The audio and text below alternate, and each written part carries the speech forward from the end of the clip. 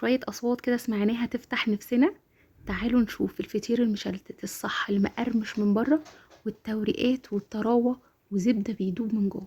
طلبتوا مني كتير قوي الفطير المشلتت، هنعمله مع بعض النهارده بأبسط وأظبط طريقة، ونجاحها مضمون إن شاء الله. متأكدة إن بعد الفيديو ده مش هندور على أي مكان بيعمل فطير مشلتت تاني. قبل ما نبتدي، لو أول مرة تشوفوا وصفتي، أنا مروة. هشتغل بكيلو دقيق، هنخله كويس جدا بالطريقة دي، وبعدين هرش عليه رشة ملح حلوة اللي هي تقريبا نص معلقة صغيرة، وهقلبه كويس مع الملح.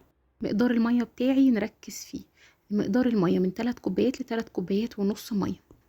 هخلي المية جنبي كده تكون مية دافية شوية، وهنزل بيها شوية شوية على الدقيق بتاعي بالشكل ده، والم، انزل بشوية والم لحد ما اتأكد ان الدقيق بتاعي كله اتشرب المية بالطريقة دي. هقدر ساعتها ان انا الم العجينة على ايدي.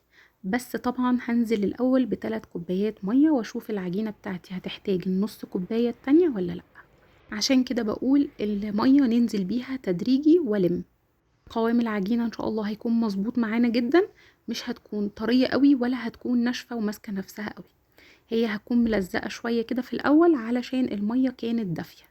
هسيبها بقى ترتاح، يعني هغطيها واسيبها ترتاح تقريبا نص ساعة. هي مش بتخمر، هي بترتاح بس علشان اقدر ان انا اشكلها وما تكونش بتلزق.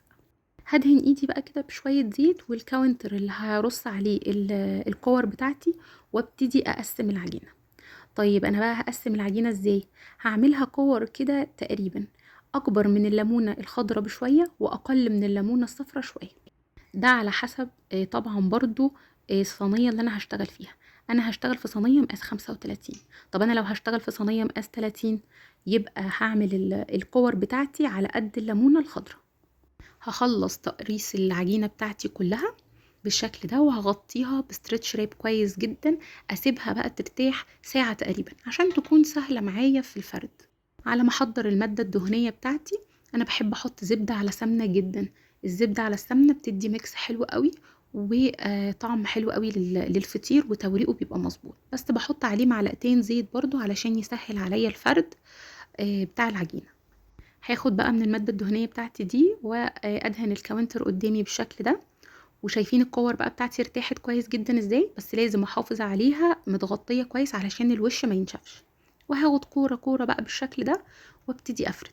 ولا بقى تعب ولا ارهاق، ولا فردت العجينة بكبرة الكاونتر بتاعي، ولا اي حاجة. انا بفرد قدامي كده قطع قطع صغيرة خالص على قدي.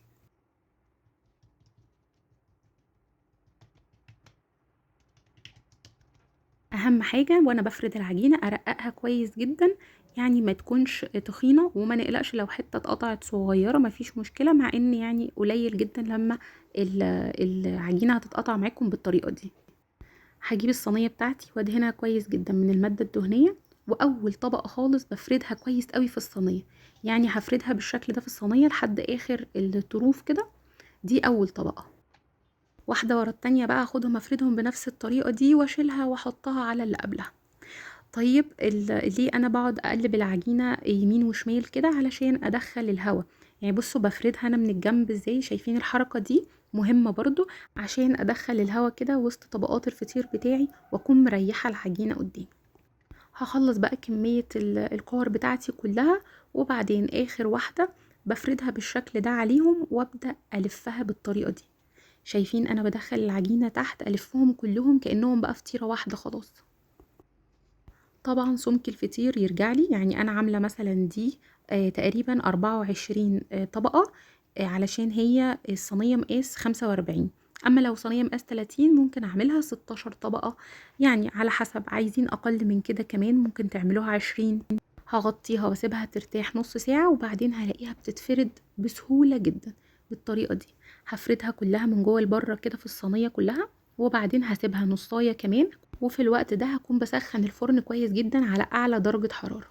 التسوية بقى، انا بحط الشبكة بتاعتي على الصاجة تحت خالص، والفرن سخن جدا على اعلى درجة حرارة، وادخل فيه الفطير.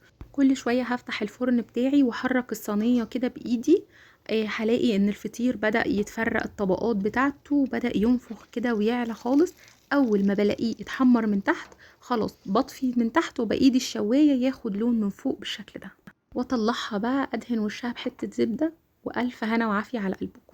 ممكن اول ما اطلعها اغطيها بفوطه نظيفه، او لو عامله كذا فطير احطهم فوق بعض واغطيهم مع بعض، اكتم فيهم الهواء كويس جدا. ساعتها الوش هيبقى طري ومش مقرمش بالشكل ده. عدوا ورايا بقى الطبقات واحده واحده، لو لقيتوا طبقه ناقصه يبقوا قولولي. مورق من جوه جدا، كل طبقه مستقله لوحدها، مفيش ولا واحده لازقه في التانية. رفيع خالص وسمكه حلو قوي. القرمشه من تحت ومن فوق مع الزبده اللي جوه خطيره. متاكده ان مفيش بيت النهارده مش هيقوم يخبز فطيرتين مشلتتين على طريقتي. رب اكون قدرت اساعدكم واسهل عليكم طريقه الفطير المشلتت، عشان دايما بندور على مكان مضمون ونضيف نجيب منه الفطير. فانا بقول لكم بقى بعد الفيديو ده مش هتدوروا على مكان خالص، وهتعملوه في البيت بكل سهوله وبساطه. مفيش فطير بقى من غير شوية عسل بطحينة كده، شوية جبنة حادقة، شوية شاي بالنعناع. انا كده خلصت وصفتي النهاردة خلاص. ولو عجبتكم وصفة النهاردة ما تنسوش تعملوا لايك وشير للفيديو عشان يوصل للحبايب والحبايب الحبايب. الف هنا وعافية على قلبكم وقلب ولادكم مقدما. بشوفكم على خير في فيديو جديد ووصفة جديدة، ومع الف سلامة وباي باي.